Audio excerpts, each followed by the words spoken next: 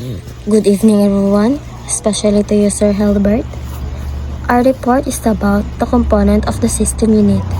The component of the system unit are the main part inside the computer case that make the computer work.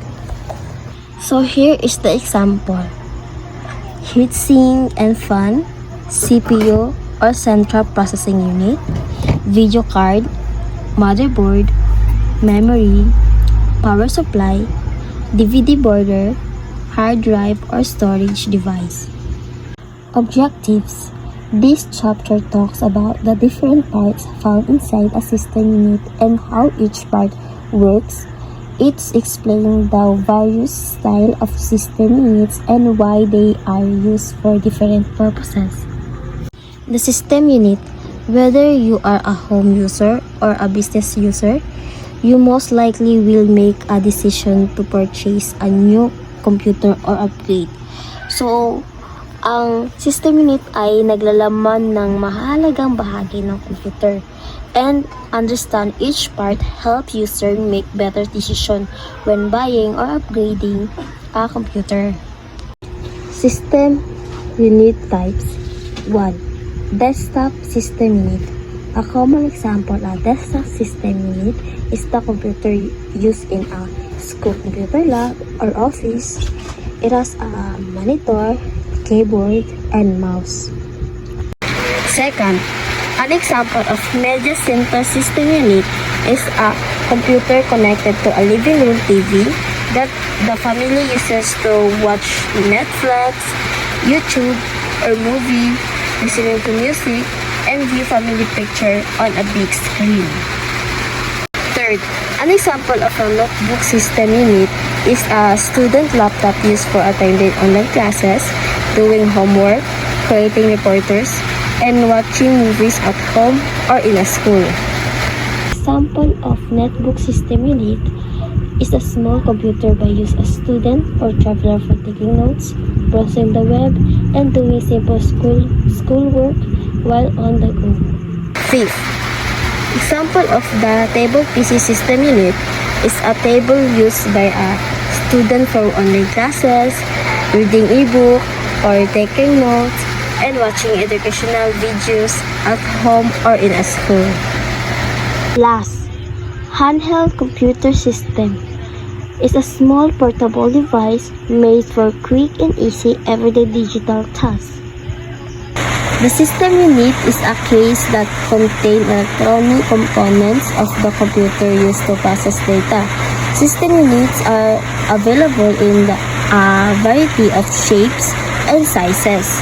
Ang CPU case desktop computer ay makita siya sa eskwelahan or computer shop ay isang system unit. Diha makita ang motherboard, processor, o hard drive na ginagamit ng computer sa pagproseso ng data. The motherboard, sometimes called a system board, is the main circuit board of the system unit. So, ang motherboard or main board is all the important computer parts connect and work together. The processor, also called the central processing unit, CPU, interprets and carries out of the basic instructions that operate a computer. The processor, CPU, is the brain of the computer that controls operation and executes instructions, while ALU tells the computer to show the answer on the screen. The control unit has a role much like a traffic cop. So, example, when you click play on a video, the control unit tells the computer na kuhaon ang video file, ipakita sa screen o tan-awon ang video. The arithmetic logic unit, ALU, another component of the processor, performs arithmetic comparison and another operation. The arithmetic logic unit, ALU, is a part of the CPU, processor, that perform calculations and logical decisions. Arithmetic operations include basic calculations such as addition, subtraction, multiplication, and division. Comparison operation like checking if values are equal, greater or smaller. Example, pagkwenta sa mga grado, pagdesisyon kung tama or mali based on a condition, and pagdesisyon kung win or lose in the game. So, mao na tanan ang ginabuhat sa ALU or Arithmetic Logic Unit. CPU is the brain of the computer. ALU, calculator ng computer, siya ang gabuhat og math problem. And control unit, siya ang gapanugo kung unsay tamang buhaton o kanus buhaton. And input unit, naa diha ang impormasyon sa computer like keyboard, mouse, and touchscreen. Bali siya ang gapadalag impormasyon sa CPU. And then ang output unit, ipinapakita ang resulta ng computer like monitor, printer, speaker. Pag human nimo process, diha na makita o madunggan ang mga output. And last is a main memory. So, temporary memory lang siya sa computer. Diha ginabutang ang mga data samtang gaproseso pa ang CPU. Good evening everyone, I am Maxi Damaris. So first, the memory.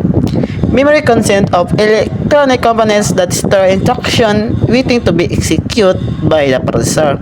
Data needed by those instructions in the result of processed data information. Memory usually consists of one or more chips on the motherboard or some other circuit board in the computer. First, I saw ang memory daw sa computer is the part nag-store og instruction, data, and information. Para magamit sa processor din, siya daw ka-keep og workspace sa computer aron dahil ma-access ang programs o data. For example, kung mag-open ka og browser or mag-type ka og document, and ang program daw ani i-load daw sa memory para magamit siya. Three basic categories of items. First, the operating system and other system software that control or maintain the computer and its devices. Second, application program to carry out a specific task such as word processing. Third, the data being processed by the application program in resulting information. This role of memory to store both data and program is known as the store program concept. So, ang memory is kung asa siya gi-keep ang OS, apps, o data para magamit sa computer. Ginatawag po ni siya og pag-store sa program and concept kay tanan mga programs o data na ara dira. For example, kung mag-open ka og Word o browser, ang program mo gi-type na document, i-load siya sa memory para makita layon og magamit nimo siya. So, memory size. Manok patterns. State the size of memory chip in storage devices in terms of number of bytes the chip or devices has available for storage. Recall the storage devices hold data, instruction, and information for future use, while most memory holds this item temporarily. A kilobyte is equal to exactly 1024 bytes. So, ang memory size daw mao ang ginaingon kung pila ka data ang ma-store sa memory chip or storage device. Ang storage devices nag-store for future use, pero ang memory kasagaran temporary lang. To simple memory. In storage definition, computer user often run a kilobyte down to 1000 bytes. For example, if a memory chip can store 100 KB, it can hold approximately 100,000 bytes. Characters, a megabyte is equal to approximately 1 million bytes. A gigabyte equals to approximately 1 billion bytes. A terabyte is equal to approximately 1 trillion bytes. So, para mas sayon sa ton kasagaran ni ginaran of sa user ang kilobyte sa 1000 bytes din ang memory size na napakita kung pila ka data ang masuod sa memory o chip or storage devices. Ang computer daw magamit o lain na units para sukdod kung pila ka kadako mag-store ang data kada sunod na unit kay mas dako o 1024 times kaysa sa nauna. Units of computer memory. First, kilobyte. 1 MB, 1024 bytes. So, gamay ni nasukod usually para sa simple na text files. Second, megabyte MB. 1 MB, 1024 KB. So, mas dako daw ani na pwede pa para sa picture and kanta o gagmay na apps or anything. Third, gigabyte. 1 GB, 1024 MB. Mao ni kasagaran nakita sa cellphone, storage, USB o RAM. 4. Terabyte. 1 TB, 1024 GB. Dako na kayo ni pasara sa hard drive sa computer. 5. Petabyte. 1 PB, 1024 TB. So super kadako daw ani gagamit sa dagkong companies o data centers para sa daghan kayong data. Types memory. The system unit contains two types of memory, volatile and non-volatile. When the computer power is turned off, volatile memory loses its contents. Volatile memory is temporary. Non-volatile memory, by contrast, does not lose its contents when power is removed from the computer. Non-volatile memory is the permanent.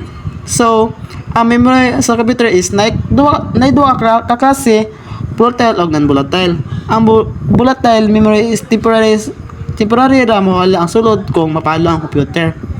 Ang non-volatile memory is permanent, dili mawala og data bisan palungon ang computer. RAM, random access memory, also called main memory. It is the most common type of volatile memory. It consists of memory chip that can be read from writing to by the processor and the other devices. Ang RAM mao ang temporary memory sa computer na ginagamit samtang nagdagan ang program. For example, kung mag-open ka og Word o browser, ang program mo gimong data ilod sa RAM aron magamit siya. When you turn on or power the computer, certain operating system files load into RAM from a storage devices just as the hard disk. These files remain in RAM as long as the computer has continuous power. As additional programs and data are requested, they also load into RAM from storage. So, kung i-on mo ang computer tapos ang mga important operating system sa files, i-load nimo siya sa RAM gikan sa storage na device sama sa hard disk. And if kung mag-open ka og live program or data, i-load mo siya sa usab sa RAM aron magamit siya. ROM. The rate on the memory. ROM is non-volatile, which means its contents are not lost when power is removed from the computer. Ang ROM daw is mao permanent na memory na computer na dili mawala ang sulod bisan palungon na computer. For example, kung i-on nimo ang PC, ang BIOS or firmware sa ROM katabang siya og computer na makabot ug makasugod sa operating system bisan walay kuryente sa uban na devices. Unlock patterns. A from chip often record data instruction or information on the chips when they manufacture the chips. This from chip called the firmware content permanently written data instruction or information. So ang ROM chips kasagaran daw ani ginasulatan na daan sa panukpatory o importante data or instruction din sa ROM chip ginatawag og usab na firmware. Flash memory. Flash memory is a type of non-volatile memory that can be erased electronically. In writing, most computers use flash memory to hold their startup instruction becomes allow the computer easily to update its contents. For example, when the computer changes from standard time to daylight saving time, the contents of a flash memory chip in the real-time clock change to reflect the new time. So, ang flash memory usa ka non-volatile memory na mahimong ma-erase o i-write og electronic o ginagamit po siya og computer devices para sa startup instruction o uban pang mga data na kinahanglan sa i-update. Flash memory chip also store data and programs on many mobile computer and devices such as smartphones, printers, digital cameras, automotive devices, audio players, digital voice recorders, and pagers. So, ang flash memory, usa ka non-volatile memory na Naga-store og data og programs sa sabit devices sama sa smartphone, camera, og audio og unsa pa din. Total non-volatile kini daw dili mawalaan dito bisag palungon ang device. So that's all lang sir. Thank you.